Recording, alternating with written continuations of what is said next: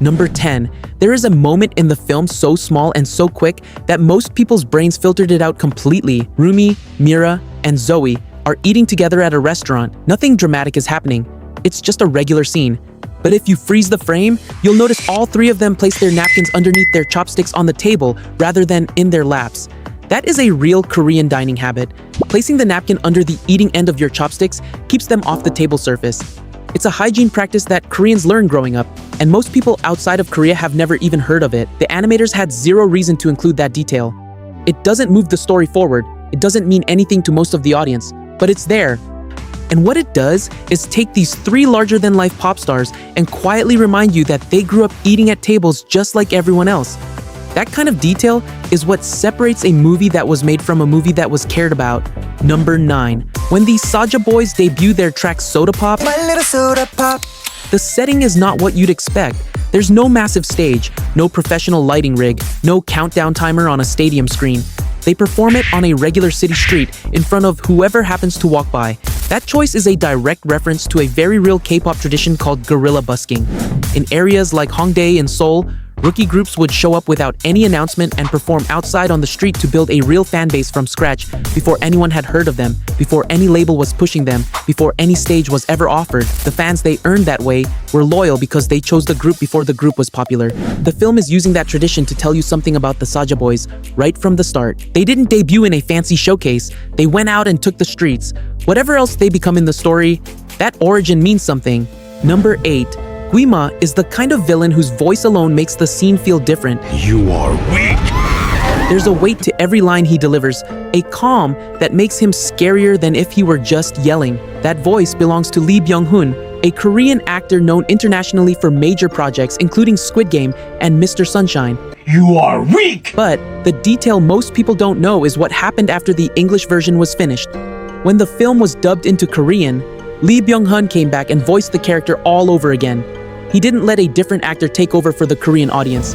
He reprised the full role so that the menace of Gwi-Ma would land exactly the same way in both versions of the film. That level of commitment to a character is rare. It means Gwi-Ma's voice wasn't just a casting win.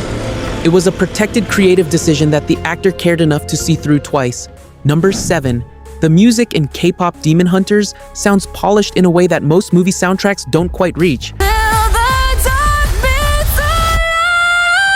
There's a reason for that. Jonghyun, Ji-yo, and Chae-young from Twice recorded a brand new original song specifically made for this film. Not a cover, not an existing track with new visuals cut around it. A completely new song, written from scratch for the movie. That might sound like a small production detail, but think about what it actually took.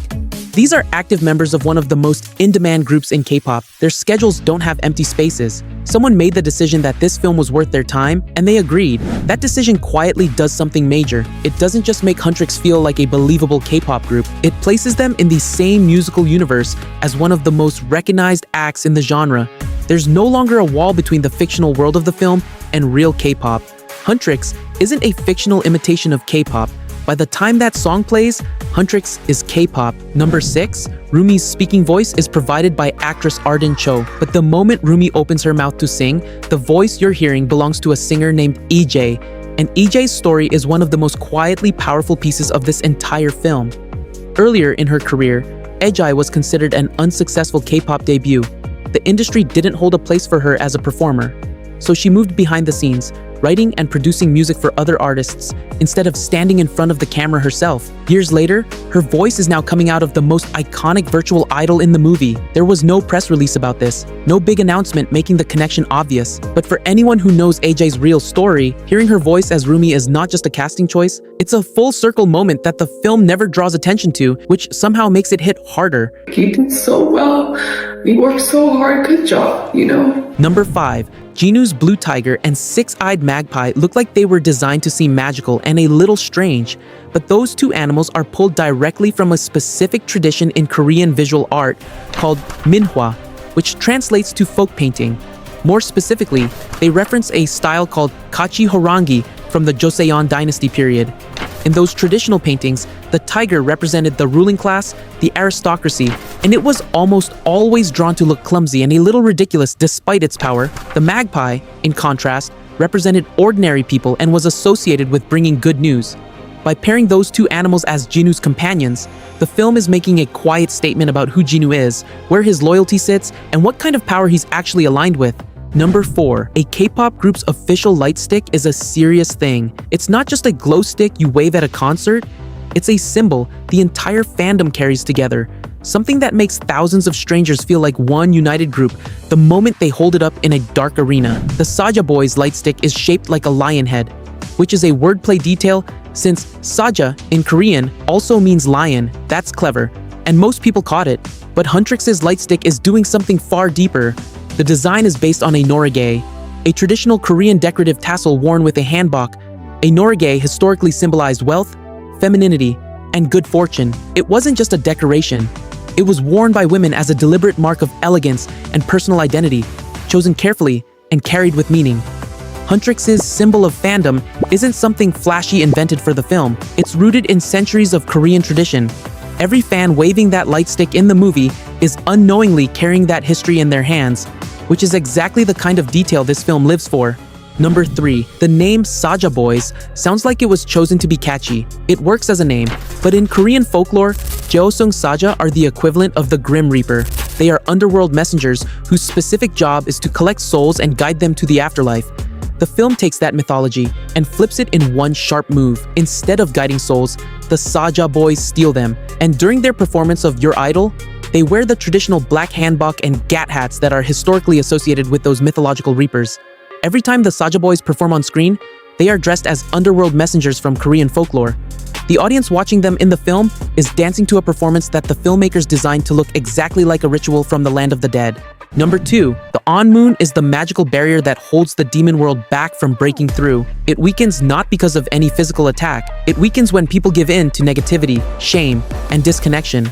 The only way to restore it, to push it all the way to the golden Hanmoon, is through pure, collective joy. That is a direct message about K-pop fandoms and why they matter. The film is saying that the energy of thousands of people singing the same lyrics, holding up the same light sticks, believing in the same group together, is not just emotional. It is, according to the logic of this world, a literal force capable of holding back something dark. That's not a fantasy concept dressed up in cool visuals. That is the filmmakers telling K-pop fans that what they do matters in a way that goes beyond the music. Number 1. Everything in this film points back to one core idea.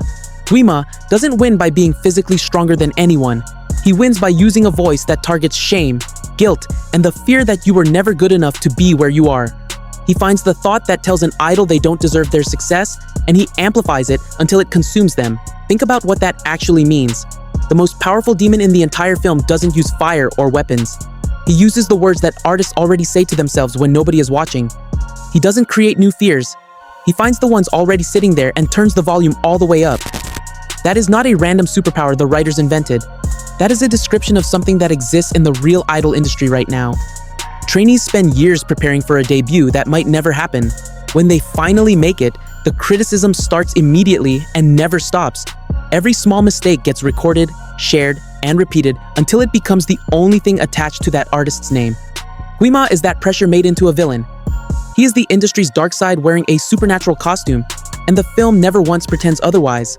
But here's what the film never fully explains. If Gwi-Ma's power grows from shame, and if the golden Hanmoon is powered by the fandom's positive energy, then the system is only stable as long as the fans stay on the idol's side. There is a single comment visible on a fan forum in the background of one scene. Most people didn't pause on it, but it doesn't read like a fan turning cold on Huntrix. It reads like someone already working from the inside.